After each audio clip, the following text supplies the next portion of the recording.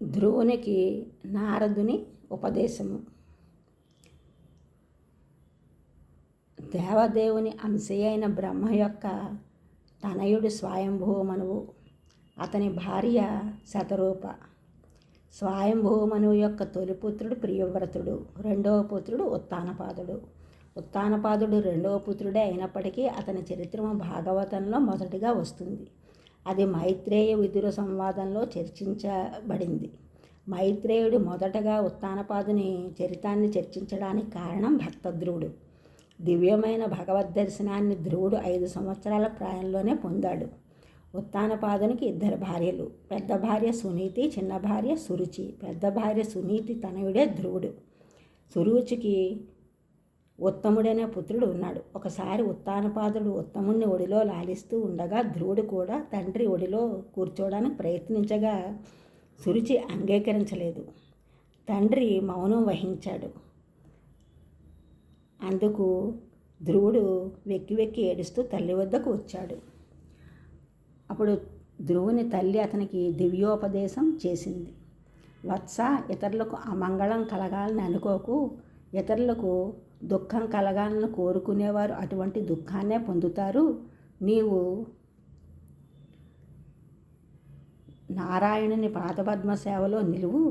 నారాయణుని పాదపద్మ సేవ ద్వారానే నీ ముత్తాతయ్య అయిన బ్రహ్మదేవుడు విశ్వరచన చేయగలిగాడు. నీ తాతయ్య అయిన స్వయంభూమనువు కూడా యజ్ఞాల ద్వారా దేవదేవుని సంతృప్తిపరిచి భౌతిక సౌఖ్యాలను పొందడమే కాకుండా చివరకు ముక్తిని పొందాడు.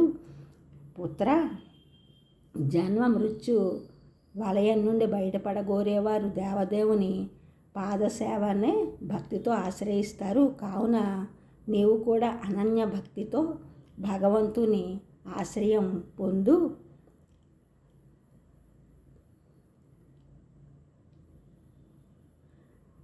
ఆ భగవంతుడే నీ దుఃఖానికి ఉపశమనం కలిగిస్తాడు అని దివ్యోపదేశం చేసింది.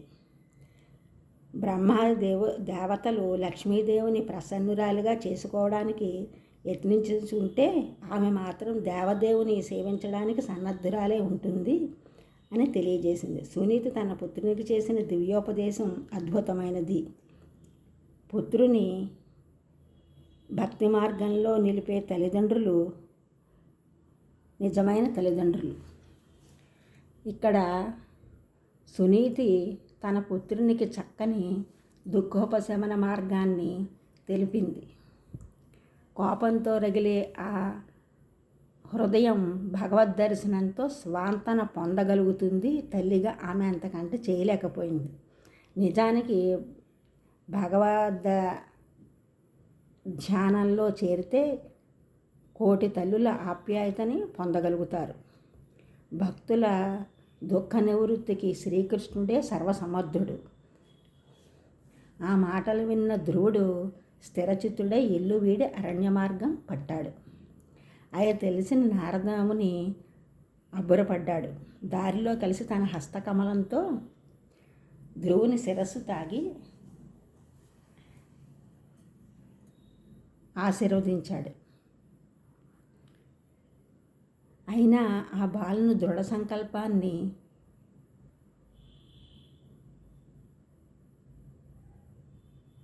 కొద్దిగా పరీక్షించాలని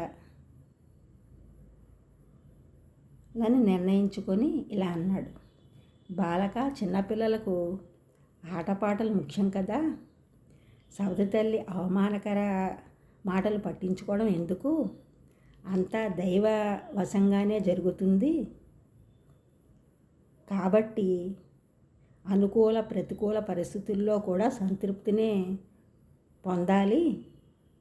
తల్లి మాటతో నీవు తపస్సుకు బయలుదేరేవు, కానీ నీవు అనుకున్నంత సులభం కాదు. నిరంతర సమాధిమగ్నులైన యోగులే భగవదనుభూతిని పలు జన్మలైనా పొందలేకపోతున్నారు. కాబట్టి ఈ ప్రయత్నాన్ని విరమించి ఇంటికి వెళ్ళిపో. పెద్దవాడు అయిన తర్వాత యోగాభ్యాసం ద్వారా ఆ కార్యాన్ని సాధించవచ్చును అని చెప్పారు. నారదముని మాటలు విన్న ధ్రువుడు వాడికి సమ్మతించలేదు. తన హృదయంలో ఆ ఉపదేశం నిలవటం లేదని, క్షత్రియుడైన కారణంగా సవత్తల్లి పరుషవాక్కులను సహించలేకపోతున్నానని, తనకు ముల్లోకాలలో ఎంతవరకు ఎవరూ కూడా సాధించలేని దివ్యమైన స్థానాన్ని తాను పొందగోరుతున్నానని, దానికి సరి అయిన మార్గాన్ని సూచించమని ఆ దేవర్షిని అర్థించాడు. బాలుని దృఢమైన వినమ్రమైన విన్నపానికి నారదుడు దయాళువయ్యాడు. నిరుహేతుక కరుణతో అతడు ధ్రువునికి మార్గదర్శనం చేశాడు.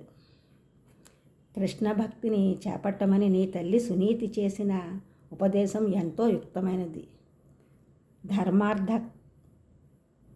కామాలను చివరకు మోక్షాన్ని వాంఛించేవారు ఎవరైనా శ్రీహరి భక్తి యుత సేవలోనే నెలకొలవలసి ఉంటుంది. బాలక, నీవు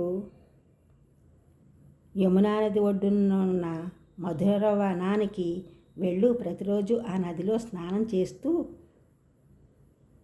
అష్టాంగ యోగము ద్వారా నిశ్చల స్థితిని పొందు.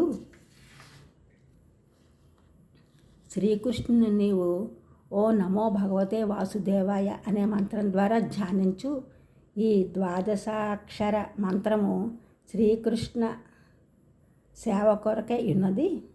శ్రీకృష్ణుని ప్రతిష్ఠించి నిత్య పూజ చేస్తూ జల పుష్పాలను ఫలాలను తులసీ దళాలను సమర్పించు. ఈ విధంగా చేస్తే నీకు భగవద్ దర్శనం కలుగుతుంది అని తెలియజేశారు నారదముని.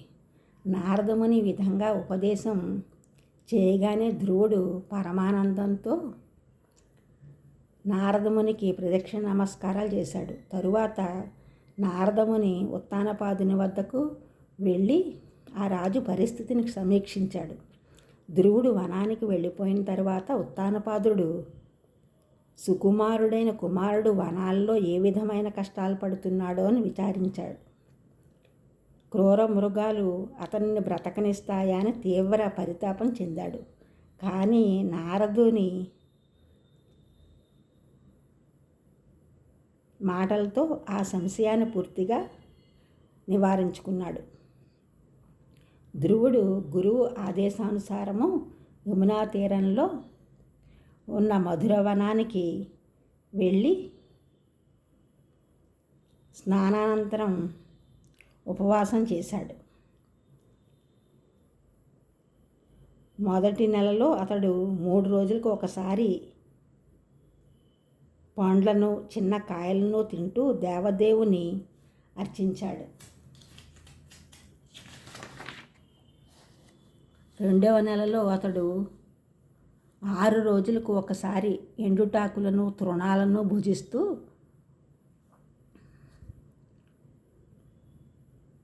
అర్చనము కొనసాగించాడు.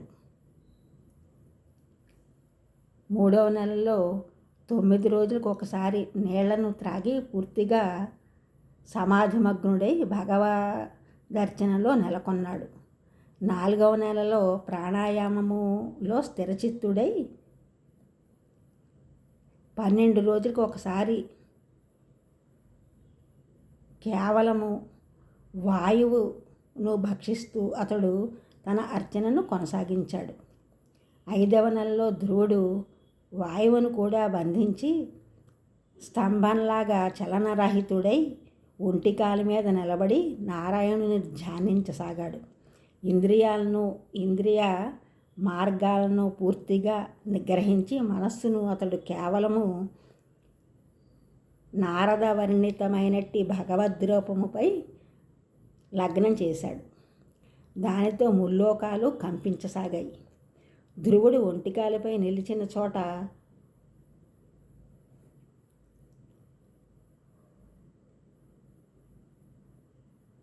బొటనవేలుతో నొక్కి పెట్టగా సగము భూమి కుంగిపోయింది. ధ్రువుని వాయుస్తంభం నా కారణంగా దేవతల శ్వాస నిలిచిపోయింది.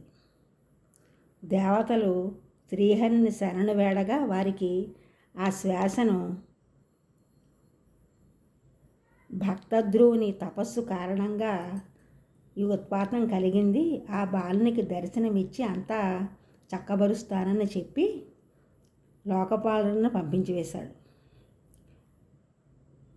భగవంతుడు గరుడ వాహనంపై మధురవనానికి వెళ్ళి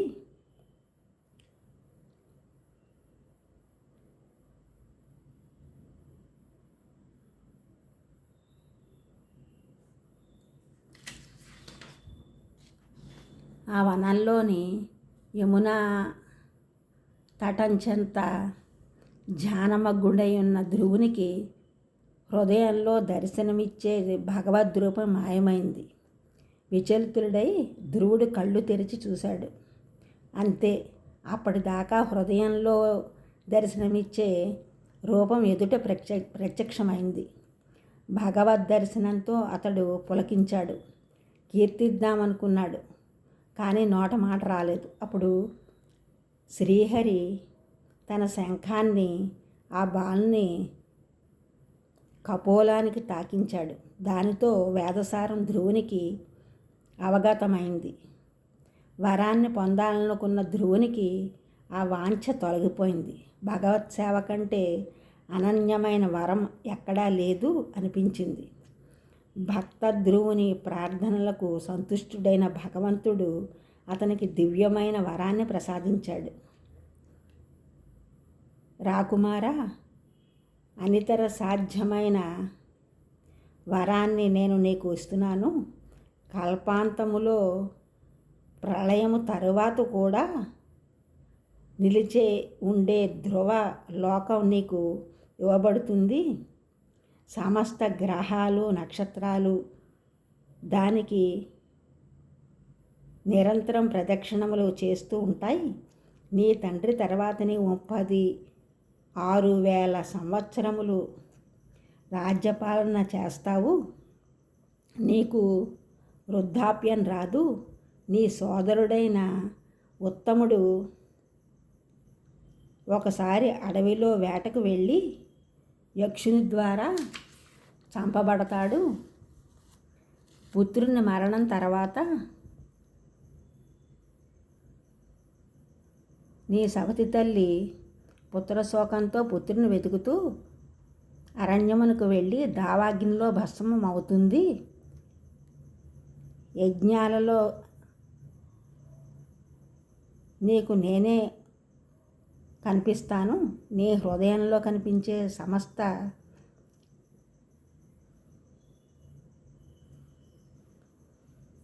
లోకాలు ఇందులోనే ఉంటాయి. ఇహలోకంలో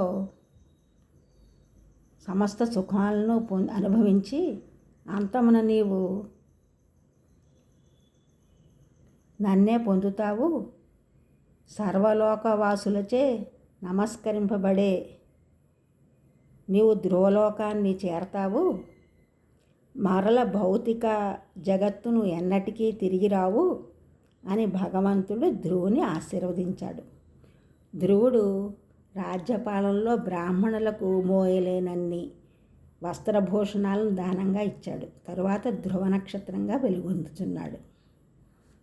ఈ ఛానల్ చూసిన వారందరూ కూడా సబ్స్క్రైబ్ చేయండి, షేర్ చేయండి, లైక్ చేయండి, కామెంట్ చేయండి. సబ్స్క్రైబ్ చేసిన వారందరికీ కూడా కృతజ్ఞతలు. షేర్ చేసిన వారు, లైక్ చేసిన వారు, కామెంట్ చేసిన వారందరికీ కూడా ధన్యవాదములు.